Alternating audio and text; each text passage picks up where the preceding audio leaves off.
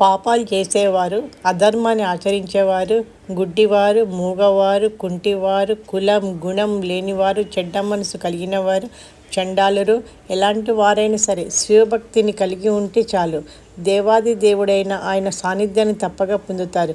కేవలం ఇసుకతో చేసిన శివలింగాన్ని భక్తిగా పూజించిన చాలు వారు తప్పకుండా రుద్రలోకానికి చేరుకుంటారు. ఇది నంది చెప్పినటువంటి శివధర్మం.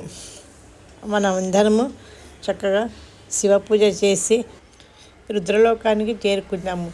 ఇది స్వయంగా నందే చెప్పినటువంటి శివధర్మం కాబట్టి అందరము ఆచరిద్దాం. త్రయంబకం యజామహే సుగంధిం పుష్టివర్ధనం ఊర్వారుకమివ బంధనాత్ మృత్యోర్ముక్ష్యమామృతం. ఓం త్రయంబకం యజామహే సుగంధిం పుష్టివర్ధనం ఊర్వారుకమివ బంధనాత్ మృత్యోర్ముక్ష్యమామృతం.